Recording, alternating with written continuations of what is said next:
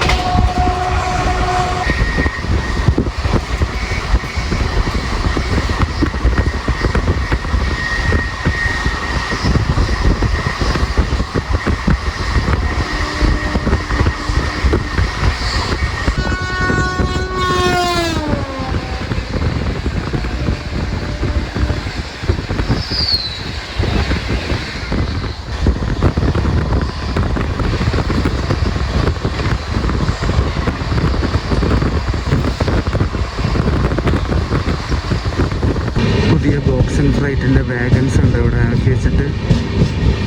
South central റെയിൽവേക്ക് പോകേണ്ട സാധനമാണ്.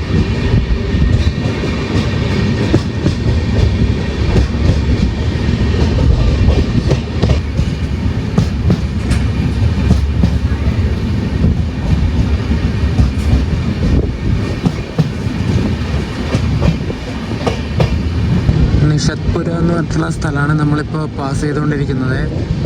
ഇപ്പം നമ്മുടെ സ്റ്റോപ്പ് ഭോപ്പാൽ ജംഗ്ഷനാണ്. 4:20 കയറേണ്ടത്. സമയം ഇപ്പം 4 മണി ആയതേ ഉള്ളൂ.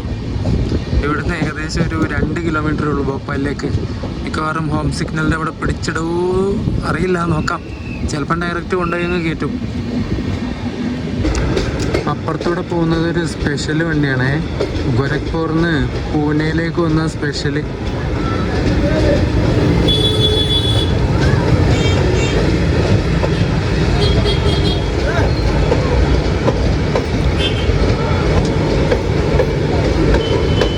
പൂജ്യം 1416 ആ വണ്ടിയുടെ നമ്പർ.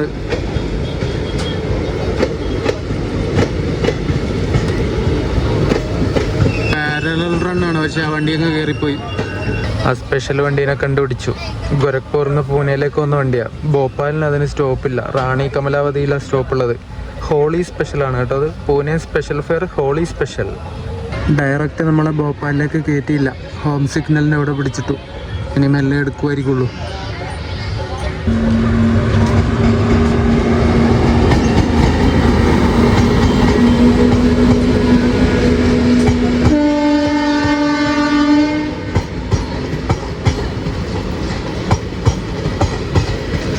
കാൺപൂർ ലോക്കോ ഷെഡിന് G9 ആയിട്ട് പോകുന്നത് ഒരു സ്പെഷ്യൽ വണ്ടി തന്നെയാണ് കേട്ടോ. അതും ഗോരഖ്പൂരിലേക്ക് പോകുന്ന, മുംബൈയിലെ CSMT നിന്ന് ഗോരഖ്പൂരിലേക്ക് പോകുന്ന സ്പെഷ്യൽ, ഹോളി സ്പെഷ്യൽ തന്നെയാണ്.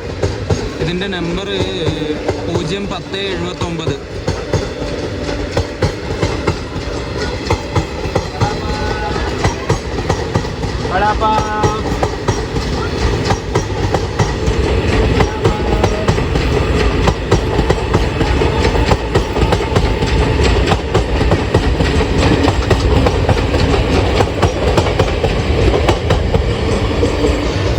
അങ്ങനെ 4:15 ഇവിടുന്ന് ഔട്ടറിന്ന് നമ്മുടെ വണ്ടി എടുത്തു.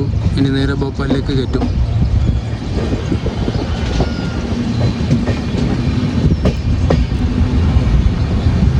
അങ്ങനെ ഭോപ്പാൽ ജംഗ്ഷൻ എത്തി.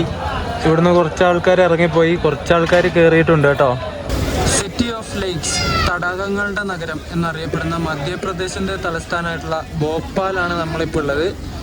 ഇവിടെ 1984 ഡിസംബർ 3 ഭോപ്പാലിലുള്ള യൂണിയൻ കാർബൈഡ് ഇന്ത്യ ലിമിറ്റഡിൻ്റെ പ്ലാന്റിൽ ഏകദേശം 40 ടണ്ണിലധികം മീഥൈൽ ഐസോസൈനേറ്റ് എന്ന വാതകം ചോരുകയും 3800 രൂപയുടെ സഡനായിട്ടുള്ള മരണത്തിനും ആയിരക്കണക്കിന് ആളുകളുടെ രോഗത്തിലേക്കും അകാല മരണത്തിനൊക്കെ കാരണമായിട്ടുള്ള ലോകത്തിലെ തന്നെ ഏറ്റവും വലിയ വ്യാവസായിക ദുരന്തം എന്നറിയപ്പെടുന്ന ഭോപ്പാൽ ട്രാജഡി നടന്നിട്ടുണ്ട് കേട്ടോ. നിങ്ങൾക്ക് എല്ലാവർക്കും അറിയുന്നതന്നെയായിരിക്കും ഭോപ്പാൽ ദുരന്തം. ശരിക്കും പറഞ്ഞാൽ ഒരുപാട് ആൾക്കാരുടെ കണ്ണുനീര് വീണ സ്ഥലമായിരിക്കും ഈ ഭോപ്പാലൊക്കെ അല്ലേ. പക്ഷെ എൻ്റെ പൊന്നെ, അതൊന്ന് ആലോചിച്ചൊക്കെ. ഒന്നും അറിയാതെ ആ വാതകം ഇങ്ങനെ ശ്വസിച്ചിട്ട് അങ്ങ് പെട്ടെന്ന് അങ്ങ് മരിച്ചു പോകുന്നത്, എങ്ങനെ മരിച്ചു എന്ന് പോലും ശരിക്കും അറിഞ്ഞിട്ടുണ്ടാവില്ല മരിച്ച ആൾക്കാർ. അവസ്ഥ നോക്കണം. ഇവിടെ നടന്ന ഭോപ്പാൽ ദുരന്തത്തിൻ്റെ കഥ ഒരു റിയൽ സ്റ്റോറി ആക്കിയിട്ട് ഒരു സീരീസ് ഇറക്കിയിട്ടുണ്ട്. ദ റെയിൽവേ മെൻ എന്നാണ് ആ സീരീസിൻ്റെ പേര്. ഇവിടെ ഉണ്ടായിരുന്ന റെയിൽവേ വർക്കേഴ്സൊക്കെ ആൾക്കാരുടെ ജീവൻ രക്ഷിക്കാനായിട്ട് അവരുടെ സ്വന്തം ജീവൻ പണയം വെച്ച് നടത്തിയ സംഭവങ്ങളും കഥയും കാര്യങ്ങളൊക്കെയാണ് ആ ഒരു സീരീസിലുള്ളത്. വന്നിട്ട് ഇരിക്കുന്നതുണ്ടോ, ഒരു ചോദ്യമില്ല പറച്ചിലുമില്ല, ഒറ്റ ഇരുത്തം. ഒരു ലേസും മേടിച്ചിട്ട് വന്നിട്ട് സ്വന്തം സീറ്റിൽ ഇരിക്കുന്ന പോലെ ഇരുന്നിട്ട് അങ്ങനെ അങ്ങ് കഴിച്ചോളുക. എന്താ അല്ലേ, അടിപൊളി. സ്റ്റോപ്പ് കുറവായതുകൊണ്ട് വലിയ ആൾക്കാർ കയറുന്നില്ല, അതുകൊണ്ട് സമാധാനമാണ്. ഇതിന് സ്റ്റോപ്പ് കുറവല്ല പൊതുവെ. ഇനിയിപ്പോൾ ഭോപ്പാൽ കഴിഞ്ഞാൽ കുറേ കിലോമീറ്റർ കഴിഞ്ഞിട്ട് സ്റ്റോപ്പ് ഉള്ളൂ അടുത്ത്. അത് വേറെ വണ്ടിക്ക് പോകാൻ വേണ്ടി നിർത്തുന്നു.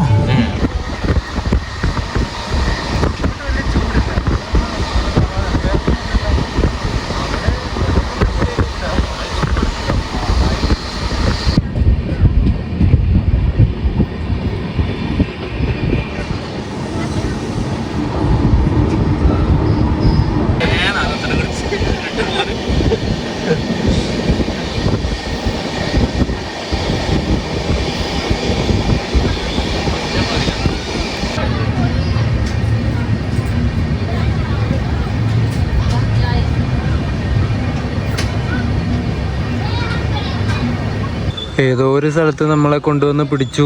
ഇത് ആ മരത്തിൻ്റെ മുകളിൽ കുരങ്ങന്മാർ നോക്ക്. പക്ഷെ എൻ്റെ പൊന്നെ,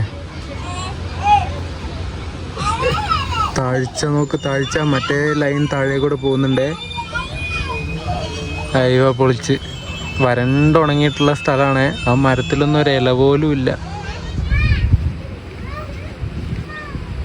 ഭയങ്കര വെയിലാണല്ലോ. വെയിലായിട്ടിങ്ങനെ നോക്ക്, വീഡിയോ റെസൊല്യൂഷൻ ഇങ്ങനെ കൂട്ടിയിട്ടതുപോലെ ഇല്ലേ. പക്ഷെ എൻ്റെ അമ്മേ,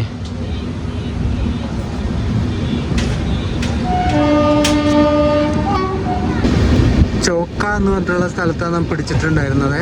ചോക്ക ഏതോ ഒരു പട്ടിക്കാട്ടിലുള്ള സ്റ്റേഷനാണ് ഇതൊക്കെ. ഇവിടെയൊക്കെ വെയിലുണ്ടെങ്കിലും അങ്ങനെ ചൂട് അനുഭവപ്പെടുന്നില്ല കേട്ടോ. നല്ല സുഖമുണ്ട് യാത്ര ചെയ്യാനായിട്ട്. നമ്മളൊരു ഇറക്കം ഇറങ്ങിക്കൊണ്ടിരിക്കുകയാണ്. അത് അങ്ങ് അവിടെ ഒരു ട്രെയിൻ പോകുന്നു, വേറെ ട്രെയിൻ.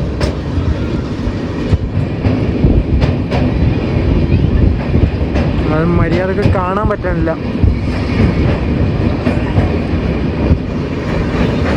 അപ്പൊ പറഞ്ഞു വന്നത്, ഗുജറാത്തിലേക്ക് പോകുന്ന സമയത്ത് കൊങ്കണിലൊക്കെ നല്ല ചൂടായതുകൊണ്ട് ഭയങ്കര മടുപ്പായിരുന്നു. ഇവിടേക്ക് അങ്ങനെ ചൂടില്ല, വെയിലുണ്ടെങ്കിലും ചൂട് അങ്ങനെ അനുഭവപ്പെടുന്നില്ല. എന്താണെന്നറിയില്ല, എന്തായാലും അടിപൊളി, യാത്ര ചെയ്യാൻ നല്ല സുഖമുണ്ട്. ഇതേതോ ഒരു ഗാർഡ് സെക്ഷൻ ആണ് കേട്ടോ, മൊത്തം ഇങ്ങനെ ഫോറസ്റ്റ് ഏരിയ പോലത്തെ ഉള്ള ഒരു ഗാർഡ് സെക്ഷൻ. അടിപൊളി, നല്ല മലയൊക്കെ ഉണ്ട്, ഫുള്ള് മരങ്ങളാണ്. മിഡ് ഘാട്ട് എന്ന് പറഞ്ഞിട്ടുള്ള ഒരു ഗാർഡ് സെക്ഷൻ ആണ് കേട്ടോ ഇത്. ഇവിടെ റേഞ്ച് ഇടക്കിടക്കേ കിട്ടുന്നുള്ളൂ, നെറ്റ്വർക്ക് കംപ്ലീറ്റ് കട്ടായി പോകുന്നു. മൊത്തം കാടല്ലേ.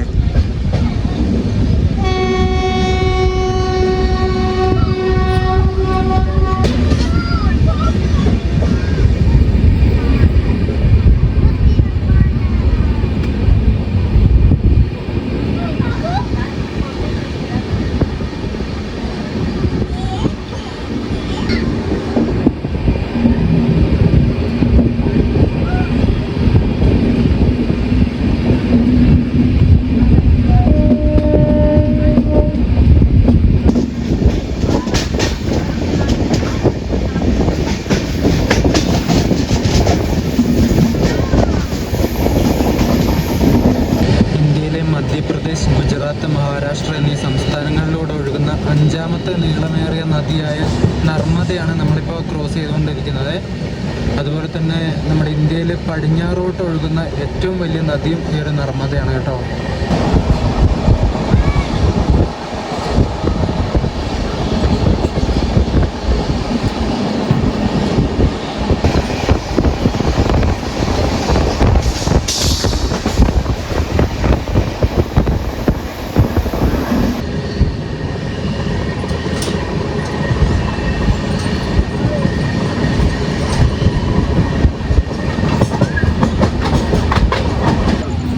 മംഗളയുടെ അടുത്ത സ്റ്റോപ്പ് ഇറ്റാർസി ജംഗ്ഷനിലാണ്. അവിടെ എത്താൻ ഏകദേശം 1 കിലോമീറ്റർ ഉള്ളൂ. ഇനി ഡയറക്റ്റ് കയറ്റുമെന്ന് അറിയില്ല, ചിലപ്പം ഹോം സിഗ്നലിൻ്റെ അവിടെ പിടിക്കും, അല്ലെങ്കിൽ ഡയറക്റ്റ് കയറ്റും. 6:20 ഇറ്റാർസി കയറേണ്ട സമയം. ഇപ്പോൾ 5:55 കഴിഞ്ഞതേ ഉള്ളൂ. ആ സീറ്റിൽ ഷൂ ഇട്ട് കയറിയിട്ട് ചളിയാക്കിയിട്ട് ബാഗ് കൊടുത്തിട്ട് പോയി. ഇതാണ് ഇവരെ കൊണ്ടുള്ള എന്താ പറയണ്ടേ, ഉപദ്രവം എന്ന് പറയാൻ പറ്റില്ല. അവരെ കൊണ്ട് ചെയ്യാൻ പറ്റുന്ന അവർ ചെയ്യുന്നില്ലേ, അതിന് ഉപദ്രവം എന്ന് പറയാൻ പറ്റില്ലല്ലോ. എന്ത് പൊന്ന, എന്ത് പറയാനാ, പറഞ്ഞാൽ അധികമായി പോകും, ഒന്നും പറയണില്ല. അവിടെ ചളിയാക്കി വെച്ചിട്ട് ബാഗ് കൊടുത്തിട്ട് പോയി.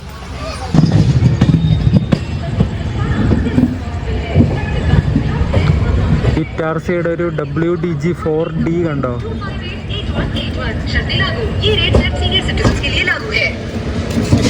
गाड़ी संख्या 1, 2, 3, 4.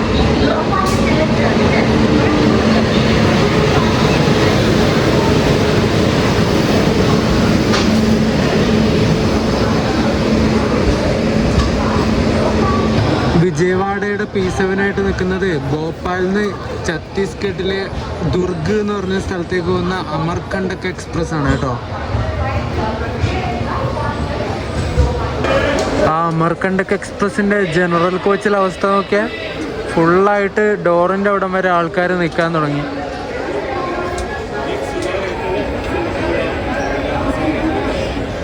ആറ് 20 ഇവിടെ കയറേണ്ടത് 6:05 കയറി. ഇനി 6:25 ഇവിടെ നിന്ന് എടുക്കുകയുള്ളൂ കേട്ടോ. മറ്റേ അമർകണ്ടക് എക്സ്പ്രസ് ഡിപ്പാർട്ടായി.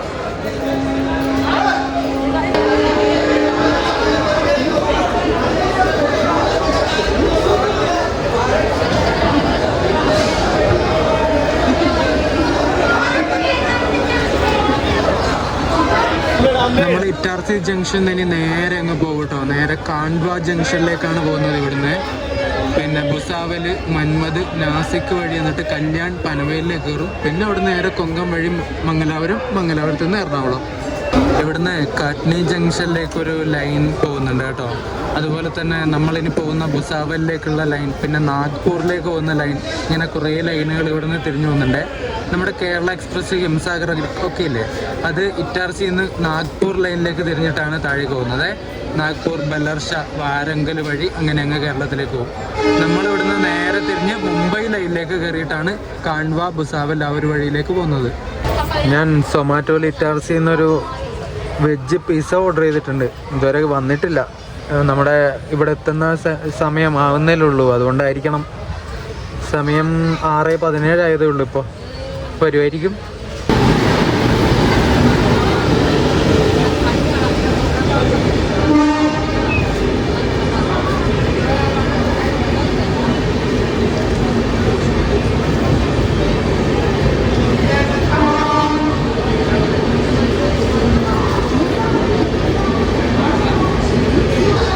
പോകുന്ന വണ്ടി മുംബൈ LTT നിന്ന് ഹരിദ്വാറിലേക്ക് പോകുന്ന Haridwar AC super fast express ആണ് കേട്ടോ. അതിന് കല്യാൺ ലോക്കോ ഷെഡിൻ്റെ WP7 ആയിരുന്നു ലോക്കോ. അതിനിവിടെ ഇറ്റാർസിയിൽ സ്റ്റോപ്പില്ല. ഇനി മംഗളക്ക് സ്റ്റോപ്പ് വരുന്നത് കാൺവ ജംഗ്ഷനിലാണ് കേട്ടോ. കാണ്ഡുവ. അതിന് മുന്നേ എവിടെയെങ്കിലുമൊക്കെ പിടിച്ചിടും. ചരക്കുകൾ കൊണ്ടുപോകുന്നുണ്ടോ ലോറിയിൽ കയറ്റിയിട്ട്? ഗുഡ്സ് ട്രെയിനിൽ നിന്ന് ഇറക്കിയിട്ട് ലോറിയിൽ കയറ്റുക. ചാക്കും കെട്ട്.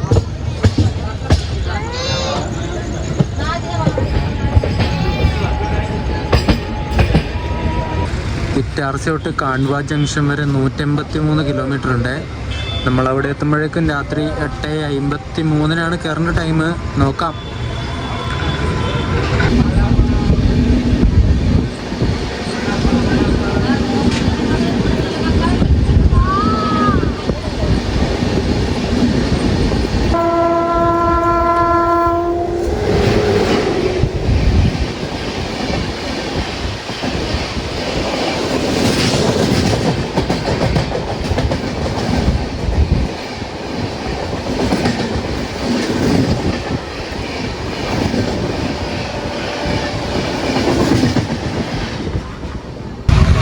അപ്പം ഇതാണ് എൻ്റെ ഇന്നത്തെ ഡിന്നർ കേട്ടോ.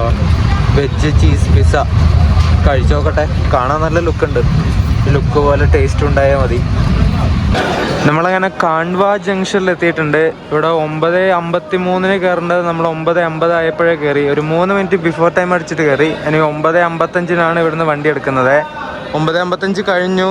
ഡിലേ എന്താണെന്ന് അറിയില്ല. 9:57 ഇപ്പോൾ. നമ്മളങ്ങനെ വെസ്റ്റ് സെൻട്രൽ റെയിൽവേയിൽ നിന്ന് നേരെ സോൺ മാറിയിട്ട് സെൻട്രൽ റെയിൽവേയിലേക്ക് എത്തിയിട്ടുണ്ട്. ഭുസാവൽ ഡിവിഷൻ്റെ സോണിലാണ് നമ്മളിപ്പോൾ നിൽക്കുന്നത്. അപ്പുറം നിൽക്കുന്ന വണ്ടി മുംബൈ LTT നിന്ന് ജയ്നഗറിലേക്ക് പോകുന്ന പവൻ എക്സ്പ്രസ് പറഞ്ഞിട്ടൊരു വണ്ടിയാണേ. അതിൻ്റെ ജനറലൊക്കെ നോക്കിയാൽ ഫുള്ളാ. നമ്മുടെ വണ്ടിക്ക് സിഗ്നൽ കിട്ടി. അപ്പോൾ കയറാം. നമ്മൾ ബുറാൻപൂർ എന്ന് പറഞ്ഞിട്ടുള്ളൊരു സ്ഥലത്തെത്തിയേ. ഇനി അടുത്ത മെയിൻ സ്റ്റേഷൻ വരുന്നത് ഭുസാവലാണ്. അപ്പം ഞാൻ കിടന്നുറങ്ങാൻ പോവാണ്. രാവിലെ കാണാം. ഭുസാവൽ വരെ കാത്തിക്കണില്ല. Good morning guys. രാവിലെ എണീറ്റതേ ഉള്ളൂ. സമയം ഇപ്പം 6:10 കേട്ടോ. നമ്മൾ 1 മണിക്കൂറൊക്കെ ലേറ്റ് ഉണ്ടായിരുന്നു. ഇപ്പോൾ കല്യാണത്തിട്ട് ഡിപ്പാർട്ടായി. ഇപ്പോൾ കല്യാണം എത്തിയ പിന്നെ വെറും 45 മിനിറ്റ് ഡിലേ ആയിട്ട് മാറിയിട്ടുണ്ട്. രാത്രി എവിടെയോ പിടിച്ചിട്ടിട്ടുണ്ടായിരുന്നു എന്ന് തോന്നുന്നു. അപ്പുറത്തൂടെ ലോക്കൽ ട്രെയിൻ പോകുന്നുണ്ടോ? Mumbai local train.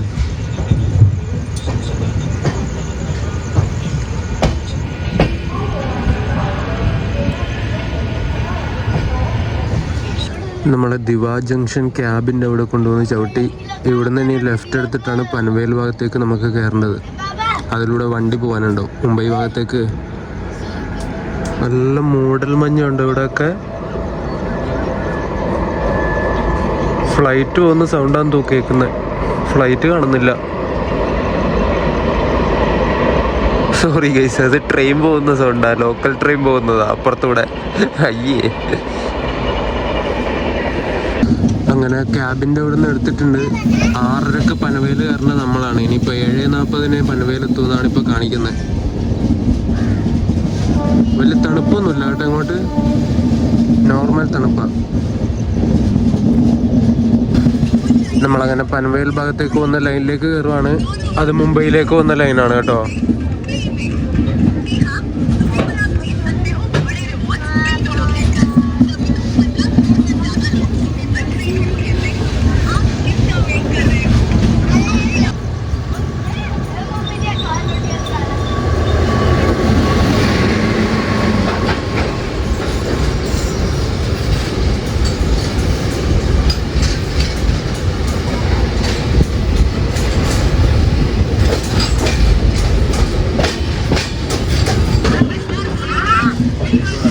ആ ലോക്കൽ ട്രെയിൻ പോകുന്നുണ്ടോ? അത് മുംബൈയിലേക്ക് പോകുന്ന ലൈനാണ് കേട്ടോ. ഇവിടുന്ന് പനവേലിൽ നിന്ന് മുംബൈയിലെ താനെ ഭാഗത്തേക്ക് പോകുന്ന ലൈനാണ്.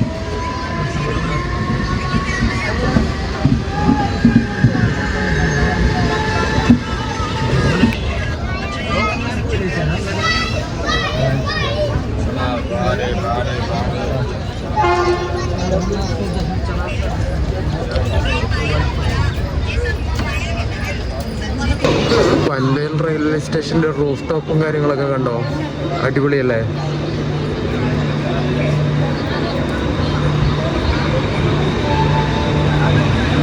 ഇത് കണ്ടോ? ജനറലിൽ കേട്ടേണ്ട സാധനങ്ങളൊക്കെ ഈ സ്ലീപ്പറിൻ്റെ വാതിലിൻ്റെ അവിടെ കൊണ്ടുവച്ചിട്ട് അങ്ങോട്ടും ഇങ്ങോട്ടും പോകാൻ പറ്റണില്ല. നൈസ് ഐഡിയ അല്ലേ? സൂപ്പർ. നമ്മളങ്ങനെ പനവേലിൽ നിന്ന് ഡിപ്പാർട്ടായിരിക്കുകയാണ്. 126/18 Mangala Lakshadweep super fast express. ഇനിയിപ്പോൾ കൊങ്കണിൽ കയറിയാലാണ് വിവരം അറിയുന്നത്. കുറേ ചാക്ക് ഇങ്ങോട്ട് കൊണ്ടുവച്ചിട്ടുണ്ടോ? എന്നിട്ട് ഞാൻ ചോദിച്ചപ്പോൾ പറഞ്ഞു റെയിൽവേ സ്റ്റാഫാണെന്ന്. റെയിൽവേ സ്റ്റാഫാന്ന് വിചാരിച്ചിട്ട് കണ്ട ചാക്ക് ഇങ്ങോട്ട് മൊത്തം ഈ സ്ലീപ്പറിൻ്റെ ഇവിടെ കൊണ്ടുവച്ചിട്ട് കച്ചവടം നടത്താൻ പോവുക. എന്താ അല്ലേ? RPMൻ്റെ ഒരു പീസ് അവനത് ഇവിടെ കിടക്കുന്നു.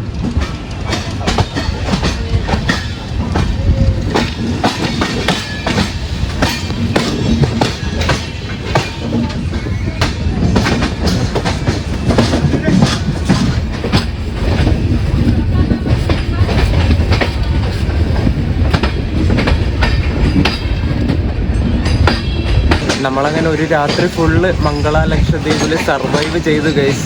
അടിപൊളി. സത്യം പറഞ്ഞാൽ ഞാൻ കുറേ പേടിച്ചിരുന്നു കേട്ടോ.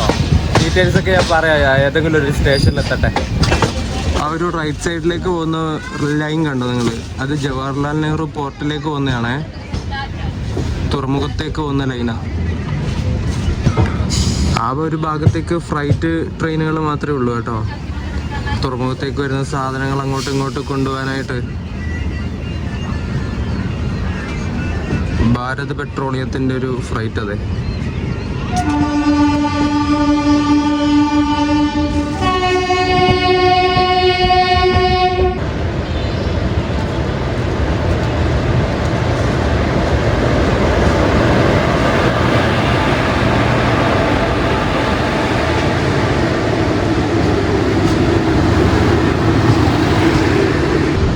ഈ ഔട്ടറിൽ കിടക്കുന്ന വണ്ടി ഏതാണെന്നറിയോ? നമ്മുടെ റോക്കറ്റ് എക്സ്പ്രസ്. മംഗലാപുരം ജംഗ്ഷനിൽ CSMTയിലേക്ക് പോകുന്ന വണ്ടി. എത്ര മണിക്കൂർ ലേറ്റാണെന്നറിയോ? 4.5 മണിക്കൂറിന് മുകളിൽ. അയ്യയ്യേ, റോക്കറ്റാണല്ലോ റോക്കറ്റ്. ഇതിപ്പോൾ വെറും തേപ്പ് വണ്ടിയാണേ. മുമ്പ് ഭയങ്കര റോക്കറ്റ് നല്ല സൂപ്പർ സ്റ്റാർ വണ്ടിയായിരുന്നു കൊങ്കൺ റെയിൽവേയിൽ. ഇപ്പം വെറും പോക്ക, വെറും പൊട്ട വണ്ടി.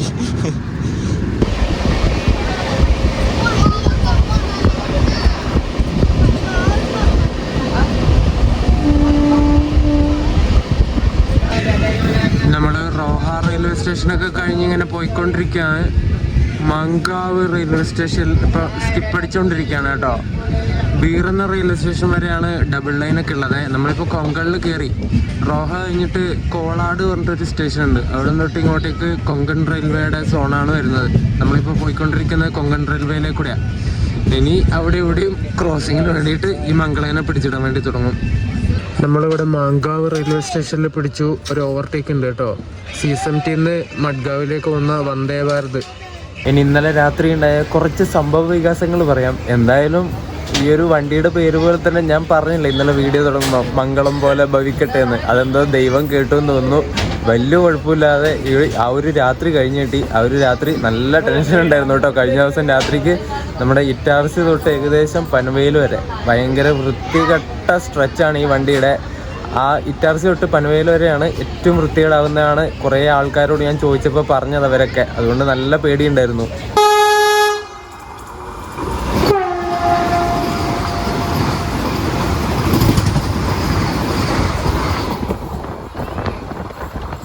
അപ്പോൾ ഇന്നലെ ബുസാവിലെത്തി രാത്രി. ഇറ്റാർസിയിൽ നിന്നൊന്നും വലിയ തിരക്കൊന്നും ഉണ്ടായിരുന്നില്ല. ബുസാവിലെത്തിയപ്പോൾ കുറച്ച് ഒരു 3-4 പെണ്ണുങ്ങളും കുറച്ച് പിള്ളേരും പിന്നെ ബക്കറ്റിൽ കുറേ സാധനങ്ങളും ആണുങ്ങളും അവരുടെ ഭർത്താവാന്ന് തോന്നുന്നു ആണുങ്ങളായിട്ട് അവർ കയറി. എന്നിട്ട് നമ്മുടെ ഈ ഒരു സ്ലീപ്പറിലേക്കാണ് വന്നത്. എന്നിട്ട് പെണ്ണുങ്ങളെല്ലാവരും വന്ന് അവിടെ നിന്നു. ഭയങ്കര ഒച്ചപ്പാടായിരുന്നു. സമയം 10:45 കഴിഞ്ഞിരുന്നു. ഭയങ്കര ഒച്ചപ്പാട്. ഞാൻ കംപ്ലൈൻറ്റ് കൊടുക്കണം വേണ്ടതെന്നുള്ള വിചാരം ഒരു അരമണിക്കൂർ നോക്കാൻ വിചാരിച്ചു. എന്നിട്ട് പിന്നെ ഒച്ചപ്പാടൊക്കെ നിർത്തി അവരവിടെ താഴെ ഇരുന്നു. എല്ലാവരും ജനറൽ കോച്ചിലേക്ക് പോയില്ല, അവിടെ ഫുള്ളായിരുന്നു. എന്നിട്ട് ഞാൻ ഒരു രാവിലെ 4 മണിയാകുമ്പോൾ അറിഞ്ഞു. എന്നിട്ട് എണീറ്റ് നോക്കിയപ്പോൾ ഇവരെല്ലാവരും അവിടെ താഴെ കിടന്നുറങ്ങുക. ഒരാൾക്ക് അങ്ങോട്ടും ഇങ്ങോട്ടും പോകാനുള്ള സ്പേസ് ഇല്ല. പിന്നെ ഡോറിൻ്റെ അവിടെയൊക്കെ ഇവരുടെ മറ്റേ ബക്കറ്റിലെ സാധനമില്ലേ, ഇവർ ബക്കറ്റിലെ സാധനങ്ങളൊക്കെ കൊണ്ടുപോയി യാത്ര ചെയ്യുമ്പോൾ ആ ബക്കറ്റ് വെച്ചും ആ ഒരു ഡോറിൻ്റെ സൈഡിൽ മൊത്തം ഇങ്ങനെ വെച്ച് ബ്ലോക്കായി ഇരിക്കുക. എന്നിട്ട് ആ ബക്കറ്റിൻ്റെ മുകളിൽ ഇവരാണുങ്ങൾ ഇരുന്നിട്ട് കിടന്നുറങ്ങുന്നു. അങ്ങനത്തെ കുറേ കാഴ്ചകൾ കണ്ടു. അവരെന്നിട്ട് പനവേലെത്തിയപ്പോൾ ഇറങ്ങിപ്പോയി. പിന്നെ ജനറൽ കോച്ചിൽ ഇന്നലെ രാത്രി കുറേ ഒച്ചപ്പാടും ബഹളമൊക്കെ കേട്ടിട്ട് ഇവിടെ 2 മലയാളികളുണ്ടായിരുന്നു. അവർ പോയി നോക്കി.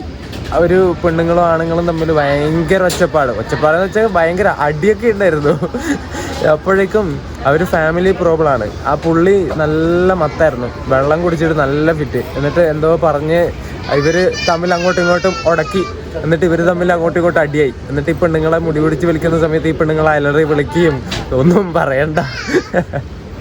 ആ അടിയുടെ ഇടയ്ക്ക് ആ പുള്ളിയുടെ ഷർട്ടൊക്കെ കയറി. ഒരു വെള്ള ഷർട്ട് ഇട്ടിട്ടുണ്ടായിരുന്നു ആ പുള്ളി. നല്ല മത്താണ്, അയാൾക്ക് നടക്കാൻ പോലും പറ്റുന്നില്ല. എന്നിട്ട് അയാളുടെ പുറകത്തെ ഭാഗം ഷർട്ടൊക്കെ വലിച്ച് കീറി. ഒച്ചപ്പാടും ബഹളും അടിയും പിടിയും ഒന്നും പറയണ്ട. അയ്യോ, എന്തോ ഭാഗ്യത്തിന് നമ്മുടെ കോച്ചിലേക്ക് അധികം ആൾക്കാർ കയറിയില്ല. അതെന്തോ ഭാഗ്യം എന്ന് പറയാം.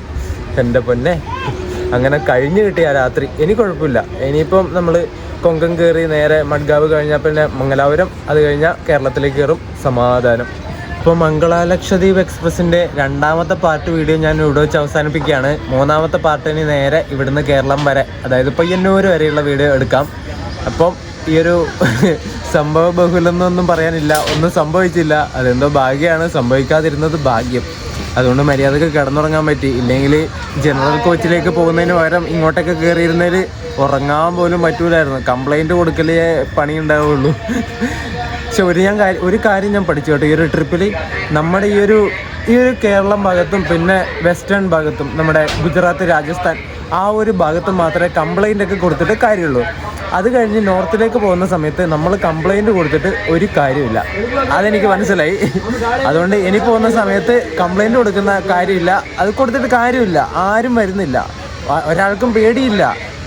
അവിടെ പറഞ്ഞാൽ പോലീസുകാർക്കും TTRക്കൊക്കെ ഭയങ്കര പ്രധാനം സാധാരണക്കാരെയാണ്. ജനറൽ ടിക്കറ്റ് എടുത്തിട്ട് സ്ലീപ്പറിൽ കയറി അവർക്ക് അത്രയും സന്തോഷമാണ്. ചിലപ്പോൾ പൈസ കിട്ടുന്നുണ്ടാവും, അത് തന്നെ ആയിരിക്കും.